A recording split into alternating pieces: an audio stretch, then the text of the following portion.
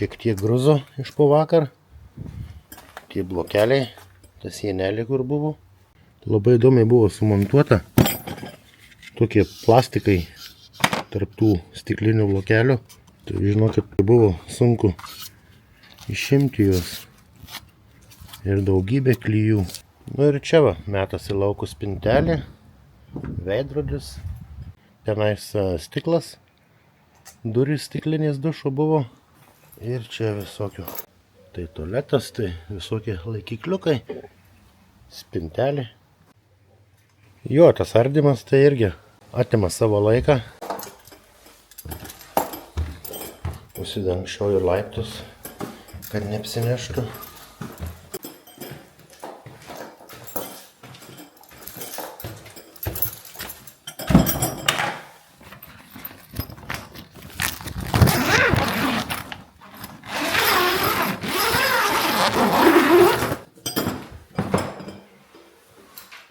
Koks čia kvapas. Kaip nuėmė vakar plyteles, tai žinokit, gipsas visiškai šlapas. Dai dabar va drėgnas.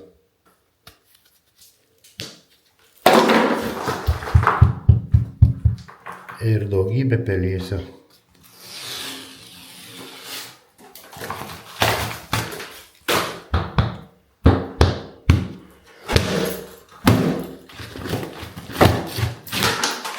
Medinės juostelės tokios, plėvelė ir toliau vata. Tai labas rytas, ponas ir ponai, panelės ir ponaičiai. Labą rytą. Žodžiu, einam truputį patriukšmauti, nusimti likusias plyteles ir paskui reikės nusimti gipsą. Tada važiuoti parsivežti gipsą. Apsipjoviau vakar apvadus aplinkui, kad sienų nedraskyti, nes visos sienos yra gipsinės. Jo, va tie blokeliai ant tokių visokių plastikų įdėta. Matomai specialūs kokie tai dalykai yra tiem blokeliam mūryti. Dedasi tokios plastikinės juostelės. Kiekvieną eilę ir net į kiekvieną tarpą, mačiau, buvo. Reiškia, taip reikia.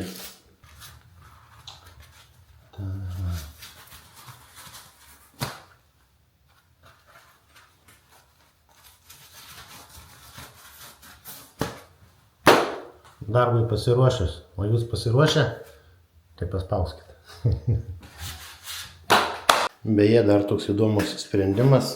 Patalboje yra veluksas, o čia buvo tokia lentynėlė. Tokia tankt dviejų lentynų.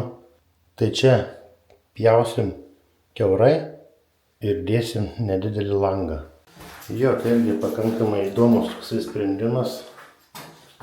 Gal ir nieko, nes šeimininkai motyvavo tuo, kad negali atidaryti lango velukso, atseit nuo medžių prikrenta visokių šapų, šakučių, lapų ir viso kito.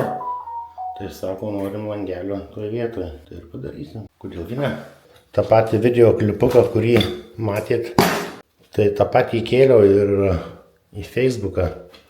Nu tai buvo tokių komentarų, kad tipo nereikia kaip hidroizoliacijos. Kažkas rašė, kodėl gipsas nėra nežalias. Todėl, kad nežalias. Drėgmei atsparo gipsą Knaufas gamina žalios spalvos, o Danijoje drėgmei atsparus gipsas yra būtent mėlynos spalvos. Nes čia ne Knaufų produkcija yra. Ir aplamai ir glaistas būna mėlynos spalvos skirtas voniai.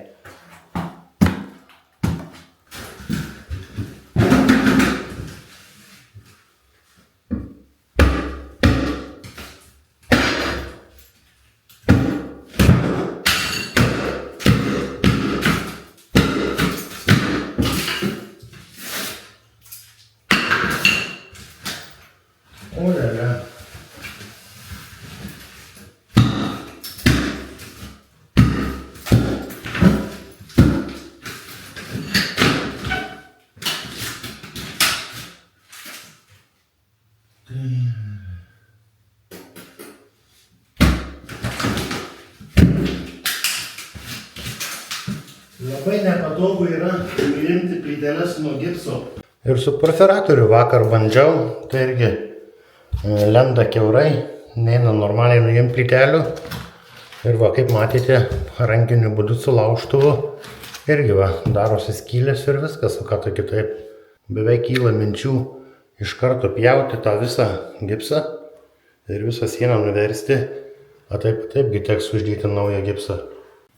Ir kad va, nebuvo membranos, tai labai yra aiškiai matosi ta juosta, kuri turi dėtis kartu su membrana. Net jos nėra.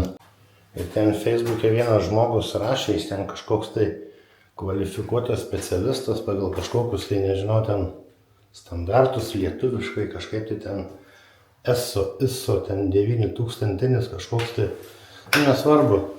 Net jisai rašė, kad komentarą, kad tipo, kaip ir nereikia, kad atseit plytelė negali praleisti vandens, jeigu dar gera fuga, tai vanduo kaip ir neturėtų praeiti. 5 minutes later.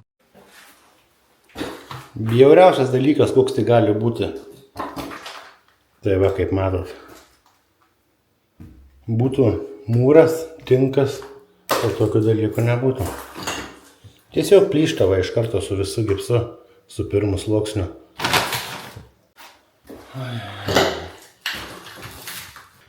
Ir va, pirmas sluoksnis dėtas paprastas standartinis baltas, o antram sluoksnį jau naudoju mėlyną.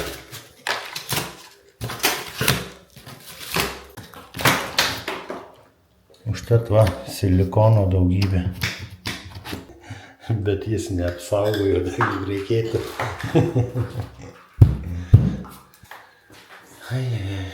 Ilga diena šiandien laukia.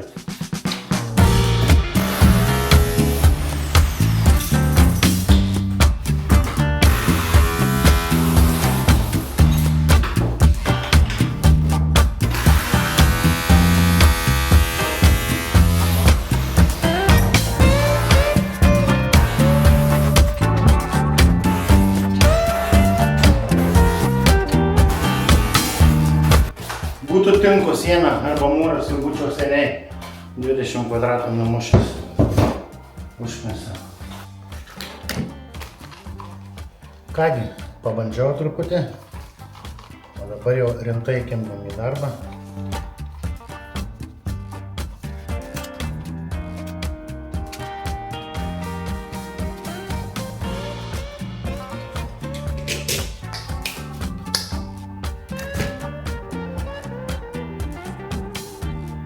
James Bond.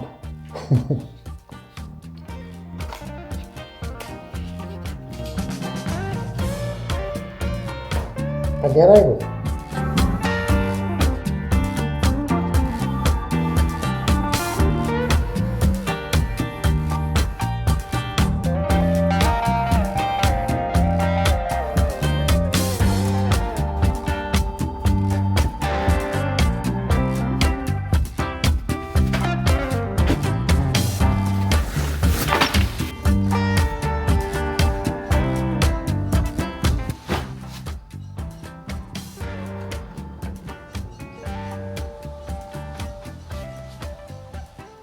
Tai va, kaip matot, kaip atrodo.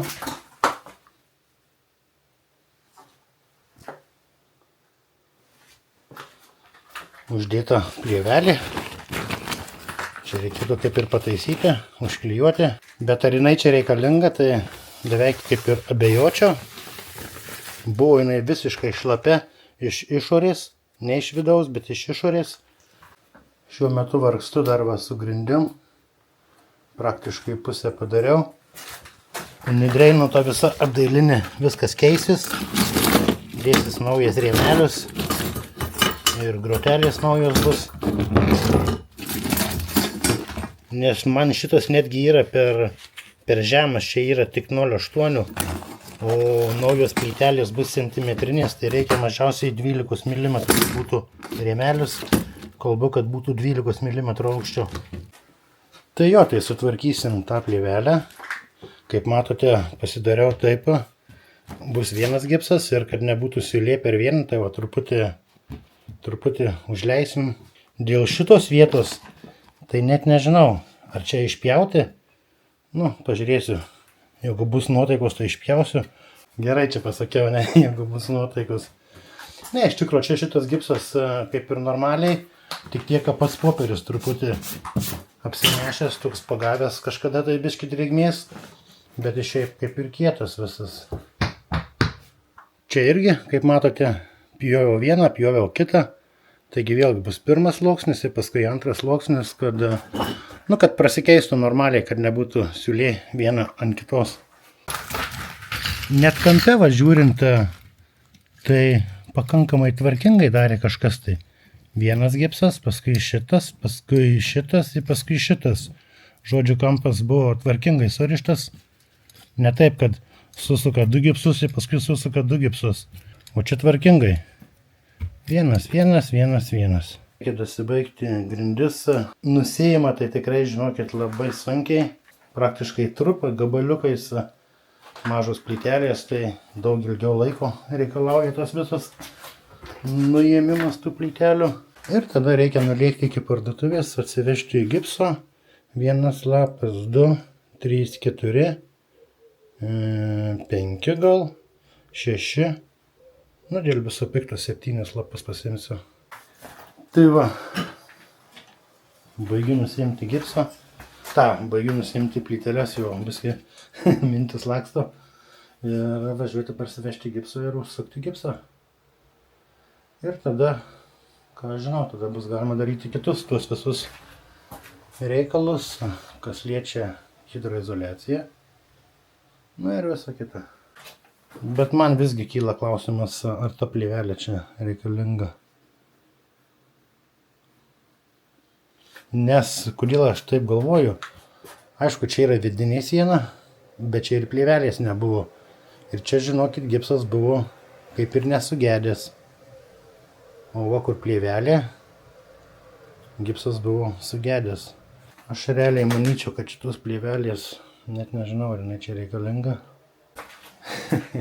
Žinot, ką pagalvojau, reikia nufotografuoti ir nusiųsti ChatGPT, kažkai ką jis tai pasakyta. Ką tas išminčius pasakyta.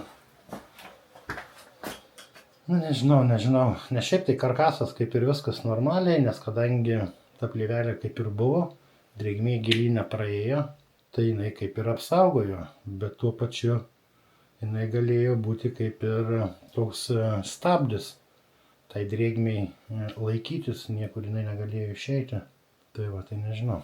Nežinau, reikia pagalvoti, ką čia daryti su ta plėvelė. Nuimti, nenuimti. Ar tiesiog sutvarkyti skylės ir palikti. Ką darytumėt jūs? Parašykit. Parašykit, ką jūs darytumėt. Man įdomu. Eikime aš toliau. Yes, I'm lost in the fun park now. I can never go around. You're just how we're going down. I've been racing you all through town. There's no limit to your speed. Never ever time to be home. We just fired away without a second to ensure. Focus on the bar. I won't be this way no more. You'll be out the door till you're back for more. Kai pagalvoju, tai kažkas vargo, dėliojo. Žiūrėjo, kuris kraštas geriau tinka, ne? Atėjo toks žydrūnas, išgriovė viską ir meta lauk.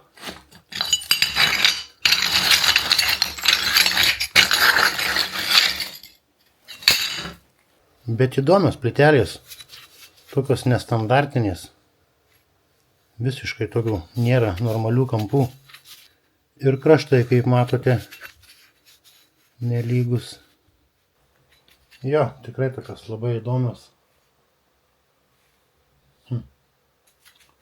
Tai va, atėjo žydrūnas, išgriovė viską ir dar pinigų paprašys.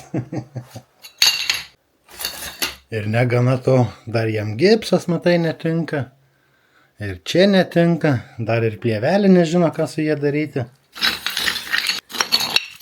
Vienos bėdos per kalėdas su žydrūnu.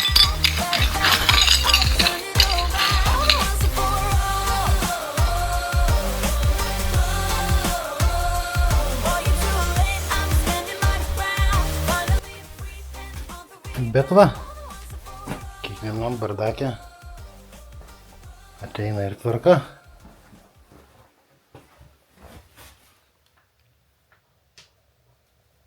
Unidreinas va šitaip.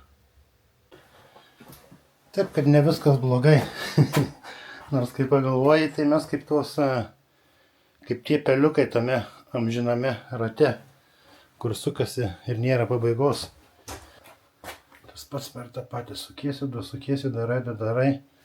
Prakaitas bėga visada ir amžinai. Aš čia pavarau, ne? Jo, truputį nuklydau į lankas, taip kad nekreipkite dėmesio.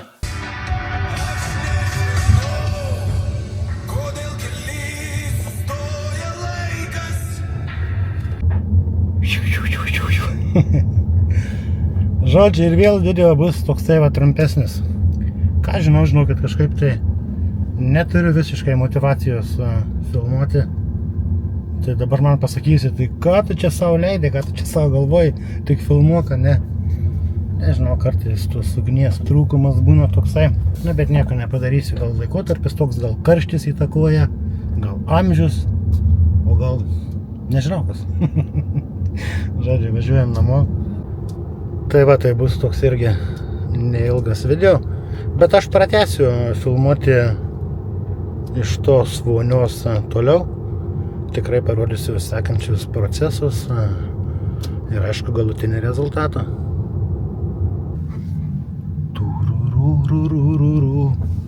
Šiaip tai graži diena. O rytoj net nebūsiu aš toj vonioj. Turiu važiuoti į kitą objektą. Turiu grįžti į tą objektėlį, kur dirbau iki to laiko, kur su tais danais dirba, kur ten jie pridarė tų visų nesąmonių. Tai šeimininkas sakė, atsiuntė 66 lapus su įvairiom pastabom, kurių, sakė, yra apie 500. Įsivaizduojat, 500 pataisimų. Tai tas rangovas prašo manęs, kad aš pagelbėčiau ten jam su visais tais pataisimais. Tai ką, važiuosiu, padėsiu. Nelabai aš mėgstu tokius dalykus daryti. Jo labiau tai nelabai mano ir bėdos, sakyčiau, bet pagelbėsiu. Ką darysiu? Tiksliai, žinokit, 66 lapai, A4 formato ir su nuotraukom. Oi, tai statybiniai niuansai, ne? Nu, bet iš kitos pusės, tai ką, žinau, taip pat kaltas tas rangovas. Daryk normaliai ir nereikės ten, kaip sakoma, krapštytis paskui dar porą savaičių prie tų smulkmenų. Nu, ne porą savaičių, savaitę, ar ten kelias dienas. Nesmė iš tikrųjų yra, bet esmė tai, kad reikia iš karto daryti daugiau mažiau bent jau normaliai į tą pusę ir tada viskas bus gerai. Ką manote jūs? Aš tai taip manau. Jau, aš tada ką tam kartai tariu ačiū ir filmuosime toliau. Kad ir kaip neturiu motyvacijos. Nu, vis tiek filmuosiu, ką. Dar kartą viso geriausio, ačiū ir iki sekančių.